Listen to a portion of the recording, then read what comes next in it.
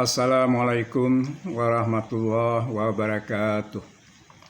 Alhamdulillahirabbil alamin wassalatu wassalamu ala asrafil mursalin sayyidina Muhammadin wa ala alihi washabihi ajmain. Amma ba'du.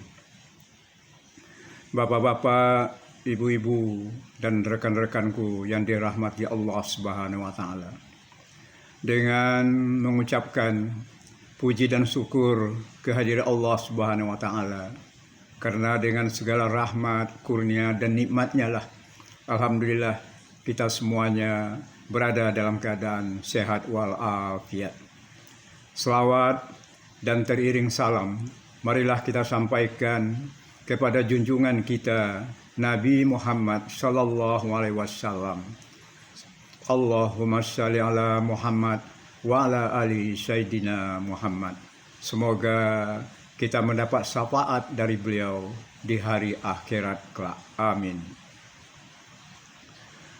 Marilah kita melanjutkan penyampaian ringkasan tafsir ayat-ayat Al-Quran yang merujuk ke kitab tafsir Al-Azhar karangan Profesor Buya Hamka, yaitu tema yang ke-10, harapan dan rahmat.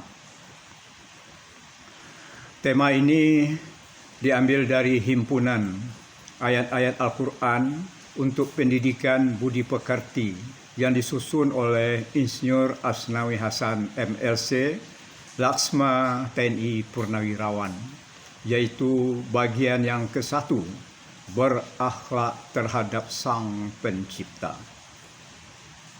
Ayat-ayatnya adalah ayat 53 surat Az-Zumar, ayat 156 Al-A'raf, dan ayat 48 surat Thaha. Pada pangkal ayat 53 surat Az-Zumar, Allah Subhanahu wa taala itu berfirman, A'udzu billahi minasyaitonir rajim. Bismillahirrahmanirrahim. Qul ya ibadiyallazina asrafu ala anfusihim. Artinya, katakanlah, wahai hamba-hambaku yang telah melampaui batas atas diri mereka. Ayat ini menjelaskan bahwa yang telah keterlaluan berbuat dosa sehingga seluruh kehidupan itu laksana gelap saja layaknya, apalagi dosa-dosa yang besar-besar. Ayat selanjutnya Allah berfirman, La taqnatu mir rahmatillah. Janganlah kamu berputus asa dari rahmat Allah. Di sini Allah menegaskan, janganlah kamu menyangka oleh karena terlalu banyak dosa itu Allah tidak akan memberi ampun lagi. Kemudian lanjutan ayatnya, Innallaha yaghfiruz dzunuba jami'a. Sesungguhnya Allah akan memberi ampun dosa sekaliannya. Yaitu asal saja kamu mengakui bahwa kamu memang berdosa. Lalu kamu mohonkan kepada Allah agar diberi ampun, lalu kamu taubat. Arti dari taubat itu adalah kembali ke jalan Tuhan. Dosa itu akan diampuni meskipun bagaimana besarnya dan banyaknya dosa itu. Kemudian di ujung ayat 53 Allah berfirman, Innahu huwal ghafurur rahim. Sesungguhnya Dia adalah Maha Pengampun dan Maha Penyayang. Di ayat inilah kita bertemu bagaimana luasnya rahmat ilahi, sehingga bagaimanapun besarnya dosa dan maksiat, Dia adalah laksana sebutir pasir saja yang habis dihembus oleh maghfirah Allah. Ayat ini adalah panggilan buat pulang. Panggilan buat orang yang telah terlunta-lunta dalam perjalanan, yang sudah kehilangan arah, tidak tahu lagi entah akan di mana sampainya, sudah tersesat dalam rimba semak belukar. Tambah lama, tambah kelam, sehingga tidak tahu lagi jalan mana yang akan ditempuh. Tiba-tiba kedengaranlah bunyi panggilan, yaitu panggilan yang berisi harapan, cita-cita, dan kembalinya kepercayaan kepada diri sendiri. Karena terasa kembali kasih sayang Allah dan ampunannya. Inilah kasih sayang yang tidak terbatas dari Tuhan kepada hamba. Karena sebelum langkah itu terlanjur, Tuhan pun telah tahu akan kelemahan hambanya. Ada beberapa kekuatan di luar dirinya yang kadang-kadang tidak sanggup dia menangkisnya, sehingga dia hanyut. Yang dari luar itu adalah kekuatan setan, dan yang dari dalam itu adalah hawa nafsu sendiri. Tuhan betapa payahnya hambanya menghadapi perjuangan ini sejak Adam turun ke bumi. Di setiap simpang jalan, iblis berdiri dan merayu. Kerjanya iblis sungguh-sungguh tidak berhenti sebelum musuhnya jatuh. Dan dia tahu rahasia kelemahan manusia. Manusia mempunyai dua syahwat untuk penjaga hidupnya, yaitu syahwat perutnya untuk makan dan syahwat farasnya untuk mengekalkan atau memiliki keturunan. Kalau tidak punya keseimbangan hidup lagi, kedua syahwat itu akan menjatuhkan martabat insani yang ada padanya ke bawah derajat hewani. Lantaran itulah, maka Tuhan Maha Pengasih, Maha Penyayang, Maha Penyantun tidak membiarkan manusia itu berjalan terlunta-lunta sendirian. Oleh sebab itu, maka mereka diberi berbagai alat untuk keselamatan hidup. Pertama, itu diberi akal. Yang kedua, diberi alat petunjuk agama yang dibawakan nabi-nabi dan rasul-rasul. Dan Allah sangat mengenal kelemahan itu. Sebab itu, jika mereka terperanjat jatuh, masihlah Allah memberi kesempatan kepadanya buat tegak kembali. Kalau dia tersesat, diberi kesempatan surut ke pangkal jalan. Jika dia terlangkah keluar garis, masih diberi kesempatan buat kembali. Jika mereka terlanjur, masih terbuka jalan taubat. Hadis yang dirawikan oleh Imam Ahmad dari Ibnu Abbas, bahwa Rasulullah pernah bersabda, yang dapat menebusi dosa adalah penyesalan. Selanjutnya, pada pangkal ayat 156, surat Al-A'raf, Allah menjelaskan lagi dengan firman-Nya. Bismillahirrahmanirrahim. Waktub lana fi hazihid dunya hasanah wa fil akhirati inna hudna ilaik. Artinya, dan tuliskanlah kiranya untuk kami suatu kebaikan di dunia dan juga di akhirat. Sesungguhnya kami telah bertobat kepada Engkau. Di sini itu dijelaskan kelalaian yang lama mohon diampuni, rahmat yang baru mohon didatangkan. Namun kami berjanji akan terus menegakkan amal yang baik selama nyawa masih dikandung badan di dunia ini. Moga-mogalah kiranya Engkau ya Allah menuliskan kebaikan yang kami perbuat baik di dunia dan juga di akhirat kelak. Ayat selanjutnya, qala azabi usibu bihi man asya wa rahmati wasi'at kullu syai'in. Artinya Allah berfirman, azabku akan aku kenakan dia kepada barang siapa yang aku kehendaki. Tetapi rahmatku melewati tiap-tiap sesuatu.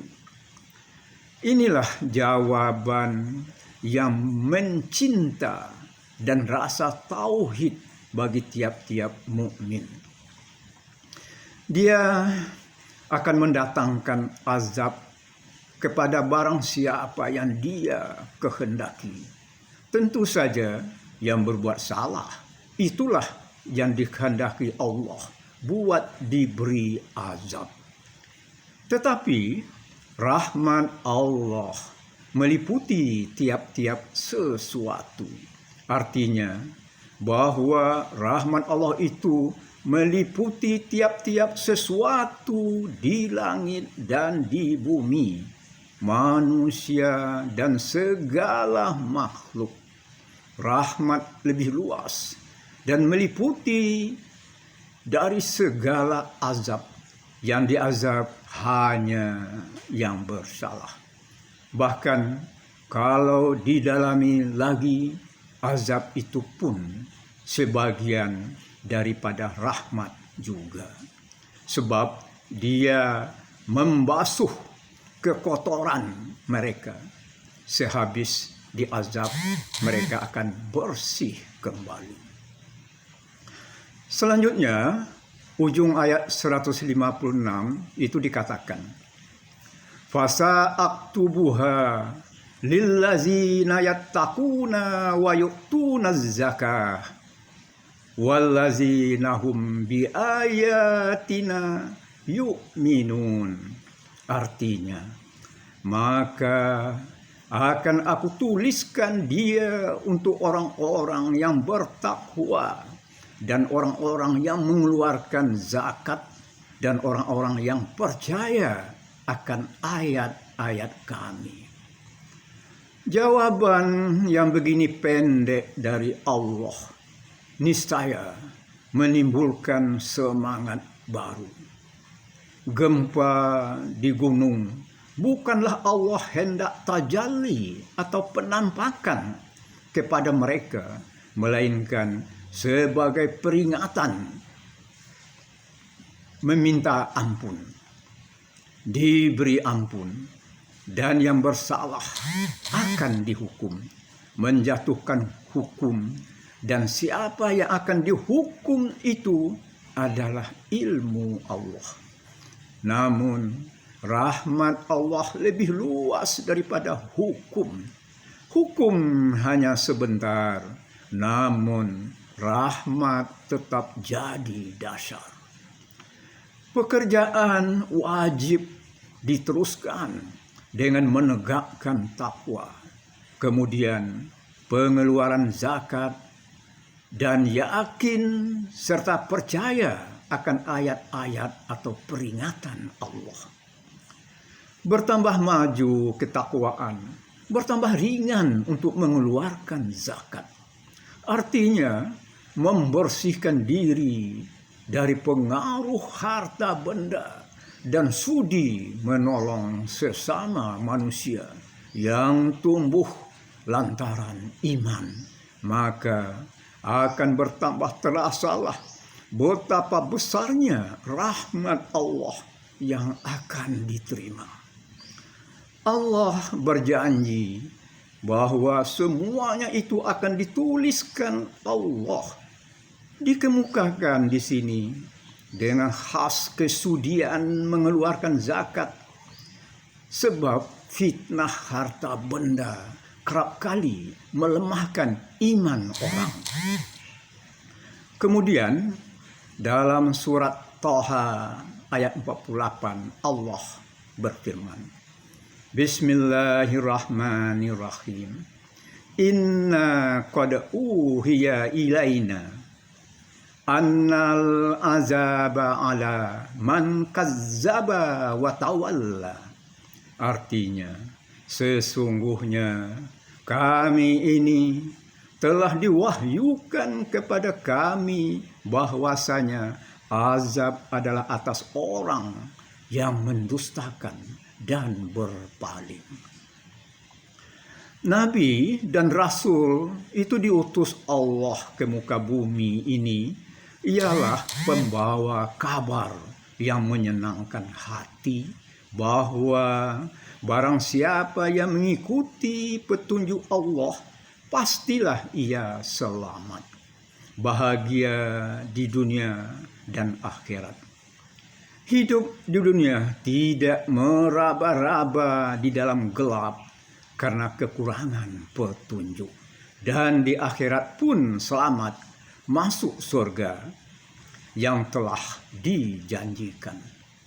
Dan nabi-nabi serta rasul-rasul itu pun membawa pula kabar yang mengancam dan menakutkan bahwa orang yang mendustakan, yang tidak mau percaya akan kebenaran itu dan hanya menurutkan kata hati sendiri saja atau berpegangan kepada apa yang dipusakai dari nenek moyang mereka, yang semuanya itu yang dipusakai dari nenek moyang saja, walaupun nenek moyang itu tidak mengerti apa-apa dan meraba-raba di dalam gelap bahwa yang akan mereka dapati kelak itu akan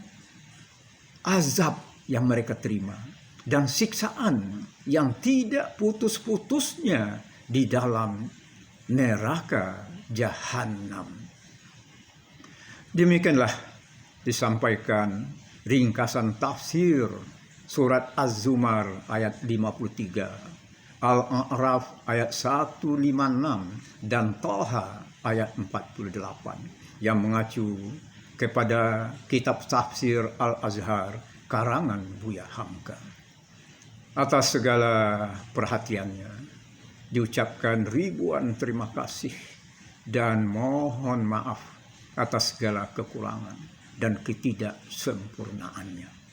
Semoga ringkasan tafsir ini memberi manfaat buat kita semuanya. Dan marilah kita senantiasa mengharapkan ampunan Tuhan atas segala dosa dengan menyesali perbuatan dosa tersebut serta bertaubat. Dan semoga Allah Subhanahu wa ta'ala menurunkan rahmatnya. Wabillahi taufiq wal hidayah.